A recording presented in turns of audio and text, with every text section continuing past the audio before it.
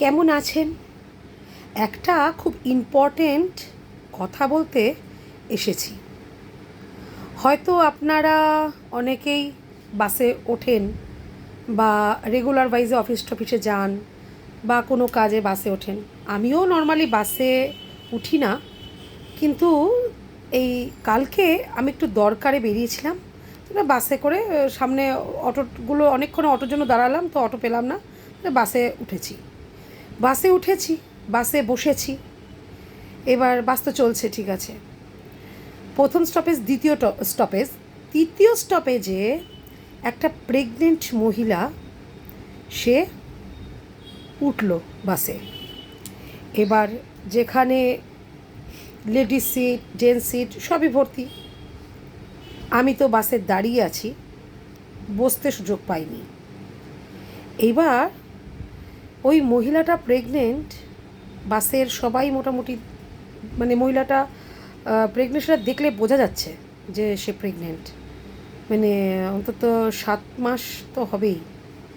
যাই হোক, মানে পেট দেখলে বুঝতে পারা যাচ্ছে, আর দূর থেকে বোঝাও যাচ্ছে 7 মাস 8 মাস হবে হয়তো, মানে খুব বেশি দিন বাকি নেই।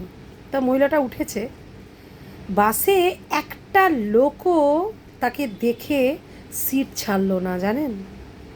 কি আশ্চর্য দিনকাল এটা। আগে, অনেক আগে, আমি ছোটোবেলায় যখন নাকি বাসে টাসে উঠতাম, তখন তো এত অটোর চল ছিল না, মানে প্রচণ্ড, যে এখন যেন সবসময় অটো অত তো বাসের চলটাই বেশি ছিল।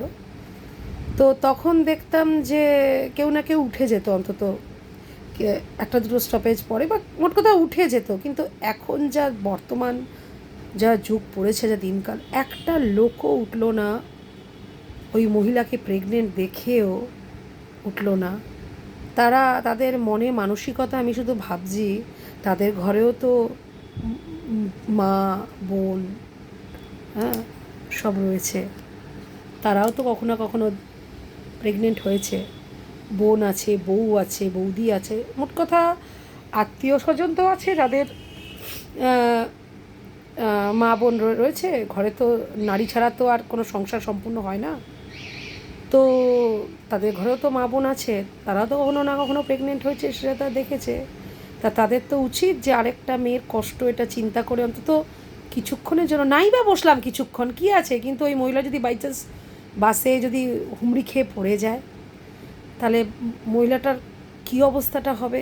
বাচ্চাটাও হয়তো নষ্ট হয়ে যেতে পারে, ব্লিডিং হতে পারে, মানে কিছু হতে পারে। তো এটা তো মানসিকতা মানুষের, মানে আমি কি বলবো আপনাদের, মানে এইটা আমি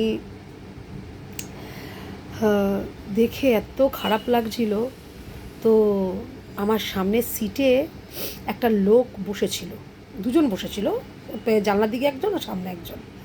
তো সামনের দিকের যে বসেছিলেন যিনি, মানে জানলার দিকে যিনি বসেছিলেন তাকে আমি কিছু বলিনি। সামনের দিকের যে, আমি বললাম, এক্সকিউজ মি, আপনি কখন, মানে কোথায় নামবেন? সে যে গন্তব্যস্থল বললো 3টে স্টপেজ পরে। আমি বললাম, ও আচ্ছা আচ্ছা। তারপরে তার পাশের লোকটা নিজেই বলল, আমি এই পরের স্টপেজে নেমে যাব। আমি সঙ্গে সঙ্গে ওই মহিলাকে বললাম, এদিকে আসুন দিদি, এদিকে আসুন, এদিকে এসে এখানটায় দাঁড়ান, উনি নেমে যাবেন, তারপরেই আপনি বসে পড়বেন।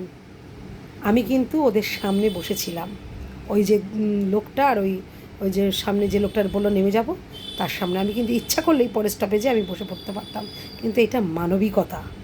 হ্যাঁ, যে একজন প্রেগনেন্ট মহিলাকে আমি দেখছি, সে পারছে না, দুটো হাত দিতে আছে, আর ঝাঁকুনি করে বাসটা ঝাঁকছে, আর তার কষ্ট হচ্ছে। তা আমি বললাম, দিদি আপনি এদিকে আসুন, এদিকে এসে এখানটায় দাঁড়ান, হ্যাঁ, উনি নেমে যাবেন এক্ষুনি, নেমে গেলেই কিন্তু আপনি বসে পড়বেন।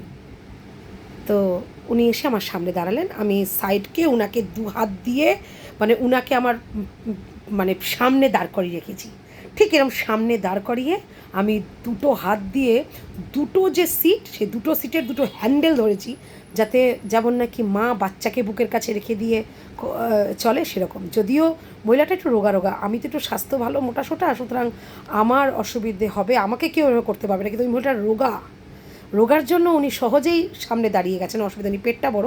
আমি একটু সাইড করিয়ে উনাকে দাঁড় করিয়ে ওই 2 হাত দিয়ে ধরেছি। তারপরে একটা স্টপেজ পরে একটু সরে গেলাম, ভদ্রলোক নেমে গেলেন, উনি বসে পড়লেন, যে প্রেগনেন্ট মহিলা বসে পড়লেন।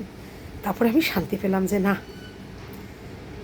বিশ্বাস করুন আমি জানি না এটা আমি কি করলাম উপকার, কিন্তু আমার মানবিকতায় মানে এইটা করে আমি এত শান্তি পেয়েছি না, ফর গড সেক, মানে এর থেকে শান্তি মানে যে কাজটায় আমি গেছিলাম সেই কাজটা মানে সারা রাস্তা আমার খুব ভালো লাগছিল যে আমি একজন অসহায় মানুষকে অ্যাটলিস্ট কিছুক্ষণের জন্য হলো তাকে আমি বসাতে তো পারলাম। আমার খুব আনন্দ হচ্ছিল। এই ভালো কথাটাই যেন শেয়ার করলাম আপনাদের সাথে। ব্যাস এইটুকুই, আর কিছু বলার নেই। ঠিক আছে, রাখলাম।